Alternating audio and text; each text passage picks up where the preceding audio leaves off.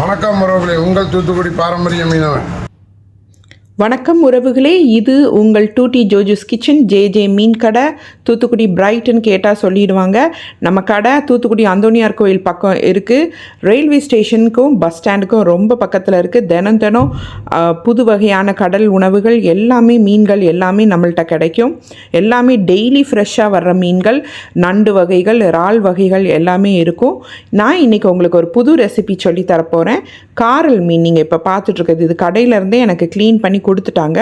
இதில் பெரிய சைஸ் காரல் மீனும் நம்ம கடையில் கிடைக்கும்.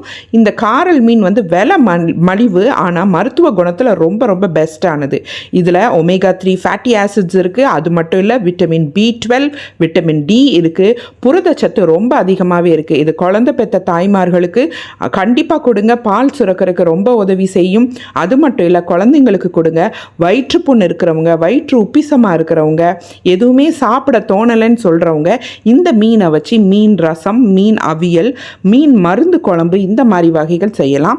இன்றைக்கி நான் மருந்து குழம்பு செஞ்சு காட்ட போகிறேன். இது ஒரு 1.5 டீஸ்பூன் ஓமம் நான் கழுவி எடுத்து வச்சுருக்கேன்.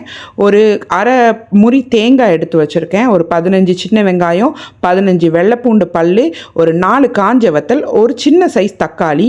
இப்போ அதில் பாதி சின்ன வெங்காயத்தை எடுத்து நான் மிக்ஸி ஜாரில் போடுறேன். பாதி வெள்ளை பூண்டையும் எடுத்து மிக்ஸி ஜாரில் போடுறேன்.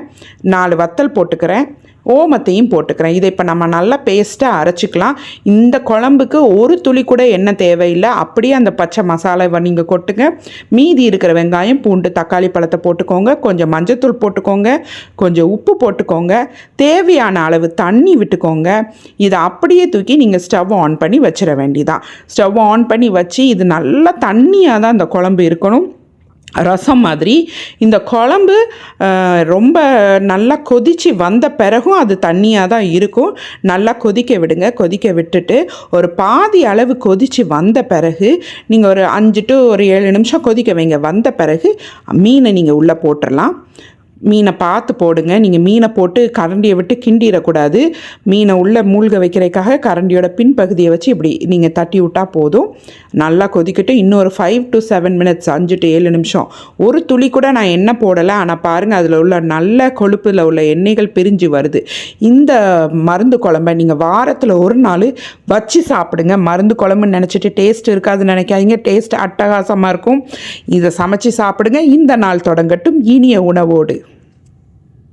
குறிப்பாக மீனோடு நம்ம கடைக்கு வாங்க, சந்தோஷமாக வாங்கிட்டு போங்க. கீழே இருக்கிற நம்பருக்கு காண்டாக்ட் பண்ணுங்கள். நாங்கள் உங்களுக்கு அனுப்பி வைக்கிறோம். நன்றி. நம்ம டூட்டி ஜோஜூஸ் கிச்சன் சேனலை சப்ஸ்கிரைப் பண்ணாதவங்க சப்ஸ்கிரைப் பண்ணிவிட்டு உங்கள் ஃப்ரெண்ட்ஸ் அண்ட் ஃபேமிலியோட ஷேர் பண்ணிக்கோங்க.